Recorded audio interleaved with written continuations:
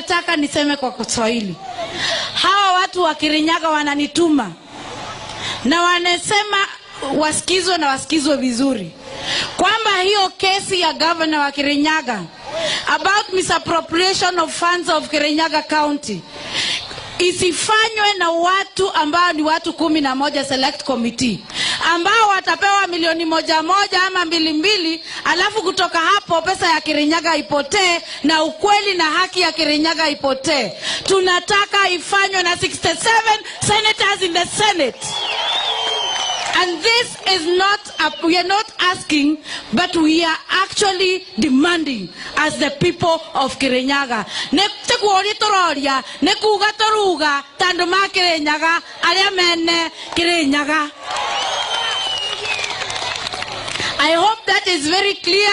Na mimi naomba hao wenye wanaenda kufanya hiyo siasa ndogo ndogo, Mr. Irongo Kang'ata, usikize na usikize vizuri. This is not Murang'a. This is Kirinyaga County. You must not bring such kind of corruption. Na hiyo maneno ya kusema watu 11 wakafanya kesi ya mabilioni ya pesa ambayo imepotea hapa Kirinyaga. Tunataka Senate mzima isimame na wasimame na haki zao na wasikuwe intimidated na wasiambiwe kitu ati kutoka kwa executive. I am saying I know the legislature is an independent arm of the government and they must behave as such. The Prime Minister must know that Capitol Hill will not be the capital corruption of this country.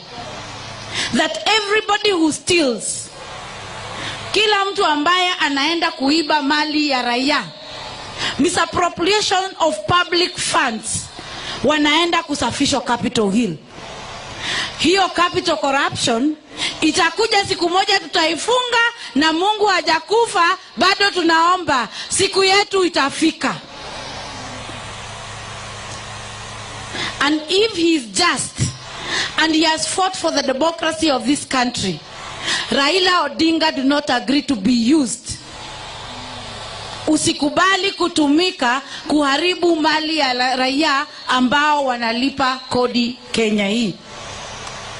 We are tax-paying Kenyans and we want justice.